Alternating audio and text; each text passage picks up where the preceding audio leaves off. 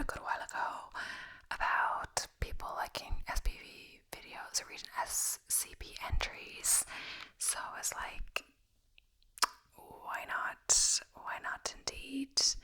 So, and the problem is I don't really understand SCP and what it is. So I guess I can read there about the SPC Foundation. It honestly confuses me, but if someone liked it, I will try to do another one. So it's about the foundation. It says mankind in its present state has been around for 250,000 years, yet only a small fraction of that has been of any significance. So what did we do for nearly 250,000 years? We huddled in caves and around small fires, fearful of the things that we didn't understand. It was more than explaining why the sun came up. It was the mystery of enormous birds with heads of men and rocks that came to life. So we called them gods and demons, begged them to spare us, and prayed for salvation. In time, their numbers dwindled and ours rose. The world began to make more sense when there were fewer things to fear. The unexplained can never truly go away, as if the universe demands the absurd and impossible. Mankind must not go back into fear. Mankind must not go back to hiding in fear. No one else will protect us. We must stand up for ourselves while the rest of mankind dwells in the light.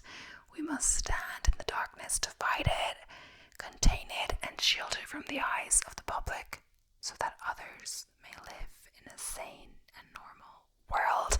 So that's all I'm going to read about SPC for now, but if you want to know more about it, I guess you can look it up on the internet. I'm going to say I don't really understand, but some people like it, so I gotta go ahead. And honestly, it's no offense to anyone, but it's like a fictional. If in case you're confused, for sure, reading it, I was like, is this real? But it's definitely like made up things, I guess. But so I don't really know what like order I should do. There's also like object classes for these, so SCP-1632. So the object class is Euclid, and there's Safe, Euclid, Keter, and that's the primary classes. So Euclid is anomalies that require more resources to contain completely, or where containment isn't always reliable. So special containment procedures. Due to its nature, containment of SCP-1632 is to focus on the capture and relocation of SCP-1632-1 instances. SCP-1632 instances are to be stored in a standard humanoid containment cell in Site-45 and fed according to the standard humanoid nutrition chart. Police reports in Nevada are to be monitored in order to discover any instance of SCP-1632-1. All found advertisements featuring SCP-1632 are to be removed. Any found SCP-1632 client is to be administered Class A anesthetics. So the description, so SCP-1632 refers to an entity believed to be of extra-dimensional or extraterrestrial origin. Witness descriptions show SCP 1632 to be a 45-year-old Asian male with varying facial features, usually wearing a three-piece suit with a red tie and bowler hat. SCP 1632 places advertisements offering its services as a professional attorney at law, specializing in divorce cases. SCP 1632 actions are focused on civilians in the state of Nevada. These advertisements can appear in multiple sources and formats, including flyers, internet pop-ups, Craigslist entries, and billboards. Hosts of these advertisements are unable to recall any information regarding SCP 1632 other than his appearance. In every advertisement, a sequence of 10 unknown symbols appear. Where a telephone number would normally be placed, tests have shown this sequence to be a low-threat visual cognitohazard, which causes the symbols to appear to be random numbers. However, individuals who require SCP 1632 services are able to contact SCP 1632 using the number provided. All attempts made by the Foundation to obtain the correct telephone number have failed. SCP 1632 will assist its clients with the various legal processes of obtaining a divorce from a spouse. SCP 1632 does not appear in the vicinity of Foundation employees or recording equipment, making surveillance of its appearance difficult. Clients of SCP 1632 report its service to be helpful and inexpensive. Attempts to transfer a client from SCP 1632's involvement to a Foundation-appointed lawyer result in the client's dissatisfaction with the new lawyer. Request that SCP 1632 be brought back to the case. Administration of Class A anesthetics to clients have proven successful in halting SCP 1632 cases. When a divorce case is finished, SCP 1632, its client and the client's former spouse will disappear. After a few hours, an incident of SCP 1632-1 will appear where the client was. SCP 1632-1 refers to a biological entity that consists of an SCP 1632 client and the client's former spouse physically fused together. SCP 1632-1 instances are usually found wrapped in white cloth for an unknown purpose.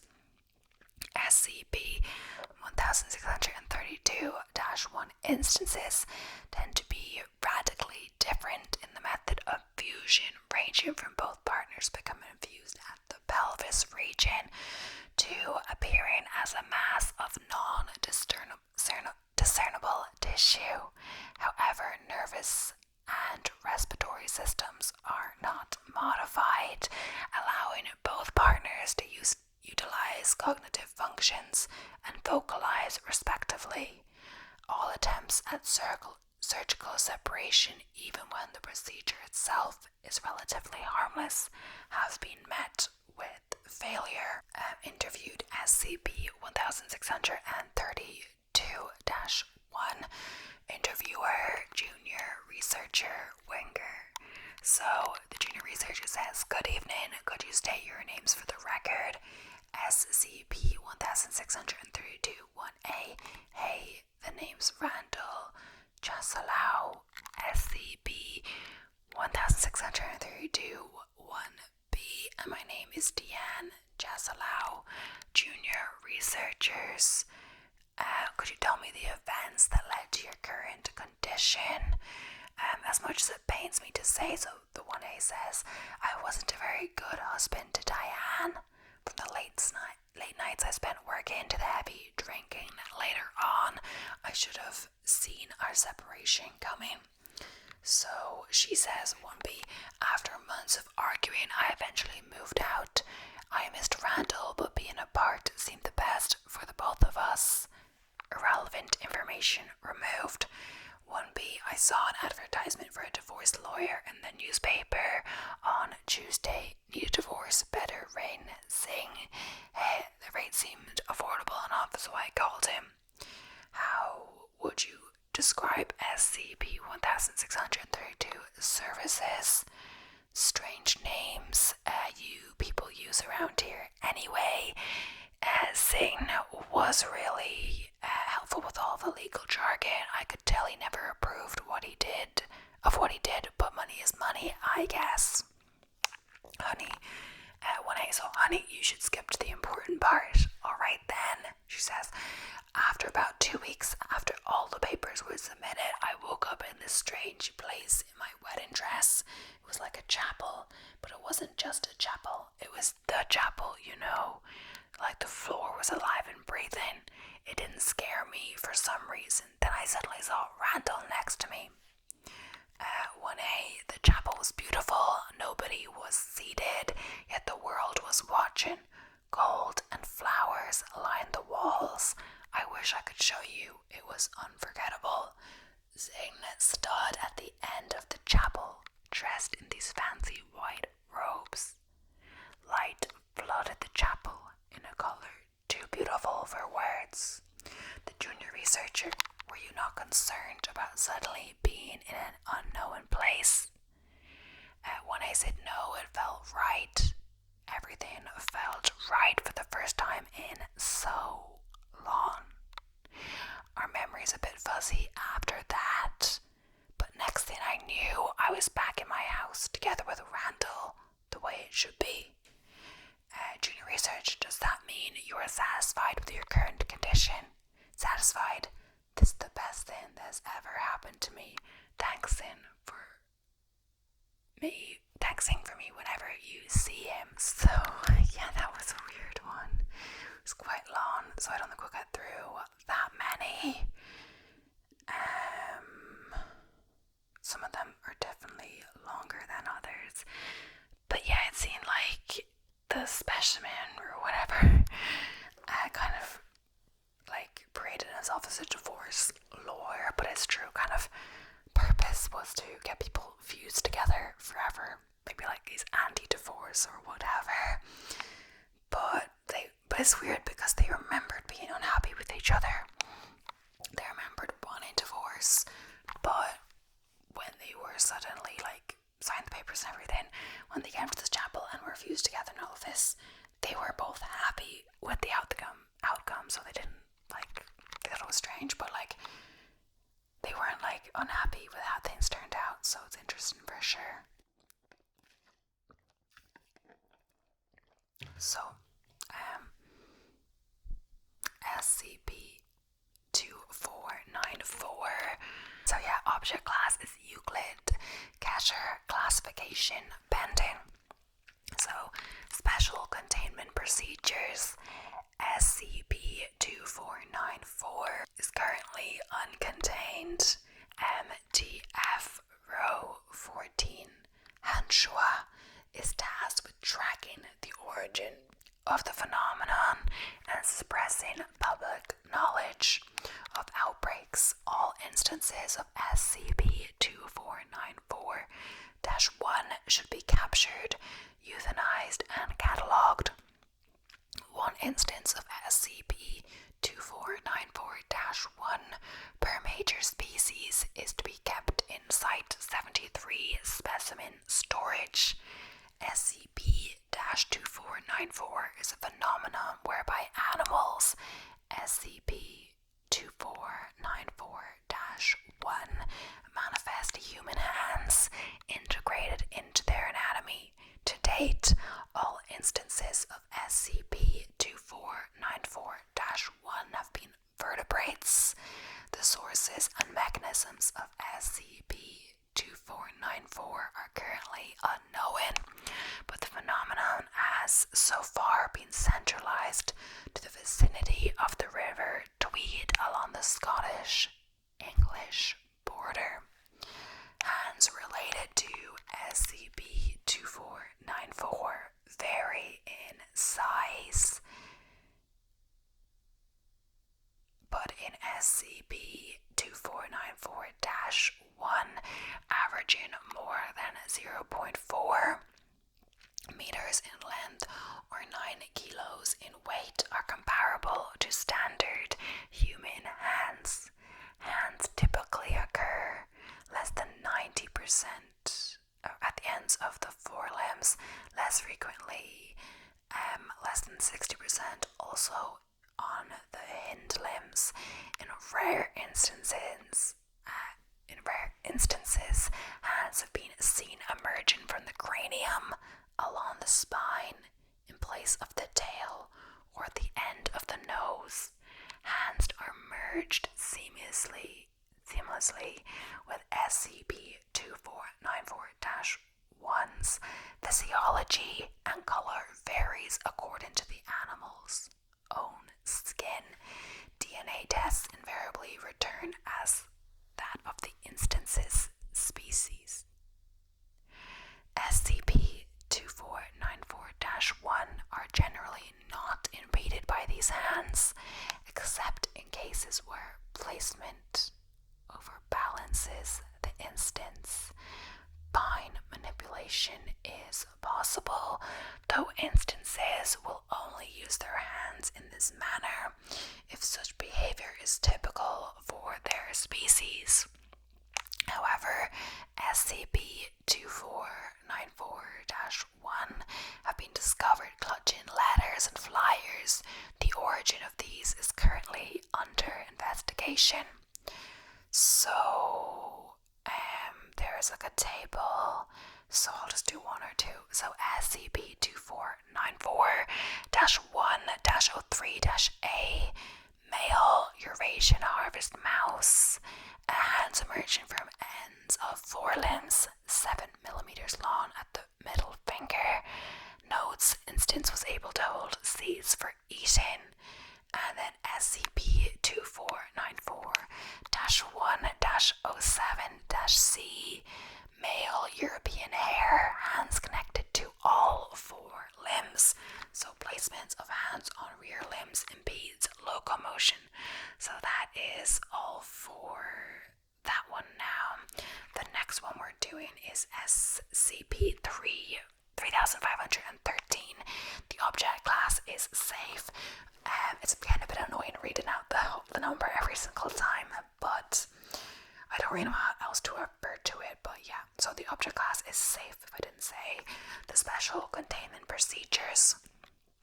The concrete bunker built around SCP-3513 is to be guarded and maintained by 4 permanent staff, maintaining the cover story of a water pumping station. Undercover Foundation agents are to be placed in all Nambian hospitals to cover up pathological reports suggesting the influence of SCP-3513. Any atypical increase in clinical rates of degenerative brain disease in a highly localized area is to be investigated as a potential further instance of SCP-3513. Proposals for a network of Foundation seismographs to detect potential anomalies in the Earth's outer core are currently under consideration.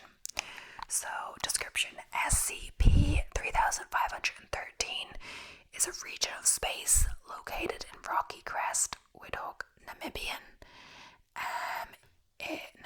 So it is approximately cylindrical in shape with a diameter of 3.4 meters and a height above ground of 2.3 meters. Excavations have revealed that SCP 3513 extends below the ground for at least 10 meters, but its total depth has not been measured. Any organism with a brain that passes through SCP 3513 will become subject to an anomalous neurodegenerative disease.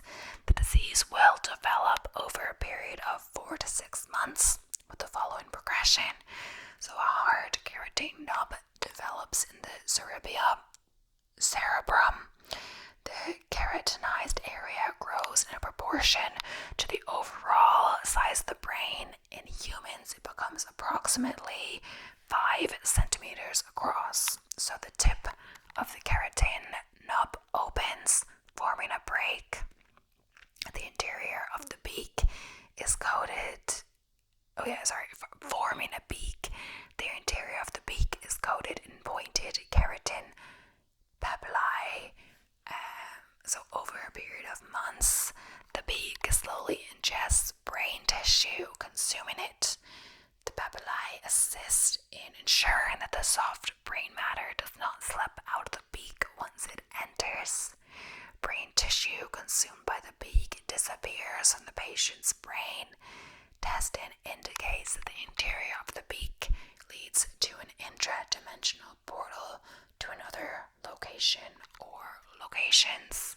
So the external symptom of the SCP 3513 disease depend largely on where in the brain the keratin nub initially forms, but may be misdiagnosed as Creutzfeldt-Jakob, Huntington's, Parkinson's, or Alzheimer's disease, and was initially thought by the Foundation to be SCP 1693.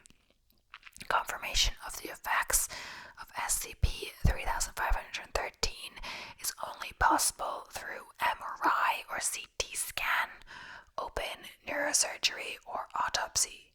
Foundation autopsies have confirmed that following the death of the patient, the beak continues to ingest any remaining brain tissue. So the test logs. So the procedure: 6D class were exposed to SCP 3513 and regular CT scans performed to track the progression of the disease. Upon the opening of the beak, Foundation medical staff performed convention open neurosurgery on the relevant DK class. The use of human test subjects was approved based on the requirements for brain size and ease of anesthesia. During surgery, unnecessary brain tissue was removed to allow access to the beak. A microscopic surgical camera fitted with a GPS tracking chip was fed slowly into the beak, and the results recorded and analyzed. So the exploration 3513-1, the subject. So D 2879. So results: inside the SCP 3513 beak, the camera filmed a passage lined with The camera was fed in this passage for a distance of 1.4 meters. The GPS tracker was not able to be located during this time. D 2879 reported no discomfort.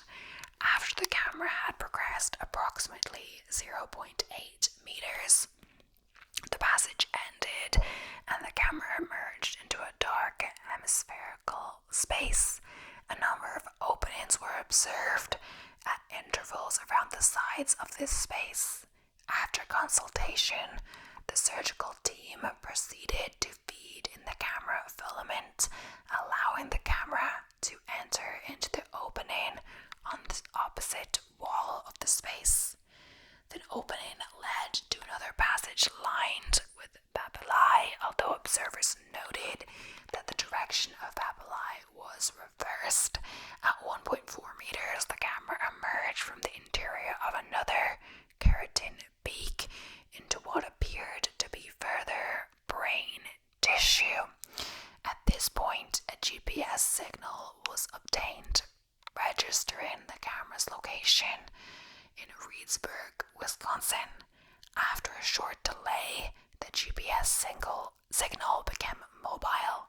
Local Foundation assets following the signal to the Reedsburg Area Medical Center, where it was dragged to a recently deceased patient, Norman Miller. Mr. Miller had suffered a stroke presumed to be caused by the sudden appearance of the camera within his brain. The camera was rejected through the beak in Mr. Miller's brain, back through the passages and the beak in D2879's brain, and D2879 was returned to monitoring without complications from surgery. So I'm not going to talk about the other ones. How about this one? So SCP 2329. The class of this one is also safe. So SCP 2329 is to be contained in Provisional Site 27. 2329, when not in testing, all entrances to SCP 2329, including windows, must be securely blocked with solid metal plating. Several city blocks around SCP 2329 have been purchased by the Foundation, and a security system consisting of multiple points of surveillance and neutralization of intruders should be maintained in this perimeter. The description, so SCP 2329 is a 6-story, 60-room apartment building that was secured by the Foundation in 1908. See Amendment 2329-B for more information on the circumstances surrounding initial containment. It has been kept up to code with all the necessary functionality required by local government since that point, but has not been altered in any other way. On both a structural and a visual level, SCP 2329 closely resembles the buildings surrounding it, and individuals are able to enter and exit it on their own free will. Once inside SCP 2329, however, they lose all ability to consciously perceive other sentient life, effectively rendering every other individual invisible to them. Similarly, humans outside SCP 2329 will lose all ability to consciously perceive those inside SCP 2329, both by direct observation, for example watching through a window, and indirect observation, monitoring on a security camera. So some perception still exists at a subconscious level, as individuals inside SCP 2329 will make an effort to avoid bumping into one another. So the area of effect also extends to inanimate objects possessed by another individual, for example, clothes, hand-carried objects, etc. So if an individual drops an object that they were carrying, it will become perceivable by all other individuals, although it will not be perceived to have suddenly appeared, but rather that the observer simply had not paid attention to it before. In addition, it additionally extends to all sensory input, not just sight. Test subjects subjects are unable to hear sounds caused by other subjects, cannot smell one another, and cannot feel one another, even if forced into such close proximity that physical contact would be unavoidable. Apart from this, individuals inside SCP 2329 appear to retain complete free will and consciousness to the point of being puzzled by the lack of other people. This is validated by letters recovered from tenants of SCP 2329 prior to Foundation intervention, many which have complained of the antisocial nature of their behavior of their neighbors. The inability to observe all subjects within SCP 2329 has so far been an absolute rule. Observers are unable to see any subjects in videos or photos. Thermal imaging shows absolutely no increase in temperature with or without subjects, and motion sensors apparently never triggered. It is currently unknown whether this is due to the anomalous properties of SCP 2329 causing all instrumentation to fail, or if the instrumentation is working as expected, but observers ignore all output that would indicate the existence of sentient life. So a partial experimental log. Experiment 2329-7. The date is blacked out, so the procedure. Pedometers were attached to 2 subjects who were then asked to position themselves precisely at either end of a 10-meter line drawn on the floor of SCP 2329 and walked towards the other end. Neither subject was informed of the other's presence. Both subjects made to the end. Both recorded distance traveled of 10.2 meters, and both asserted strongly that they had remained on the line the entire time. The next one was a subject was provided a television set and was told to tune it to the local news channel within SCP 2329. No information about SCP 2329 anomalous properties was provided. The results: subject reported seeing only a series of empty sets, hearing only the broadcast's instrumental soundtrack, and being greatly confused by this. So, the next bit is postmortem report on Arthur Morgan Sigman. So, the corpse of Arthur Morgan Sigman, age 53, was discovered in the hallway outside his room in SCP 2329 on August 1st, 1908.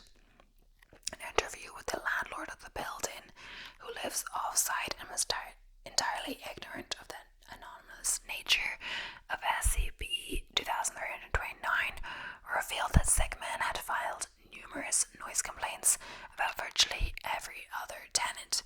The last such complaint has been filed approximately 2 years ago, and he had heard nothing from Sigman since.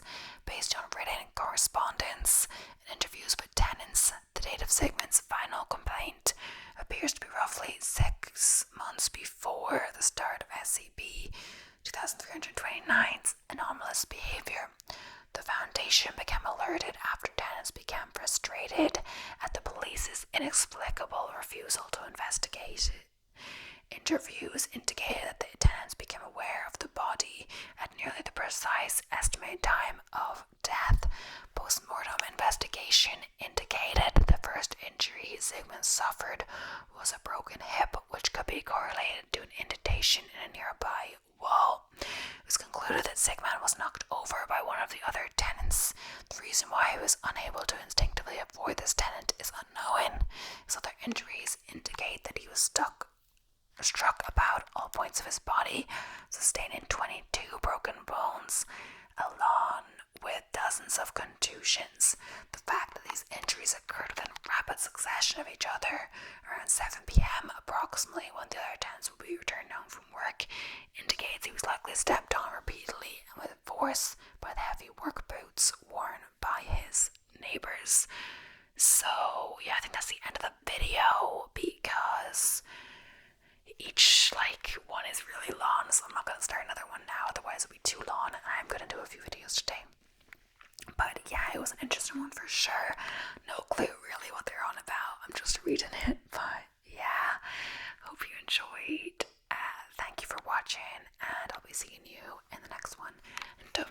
subscribe if you haven't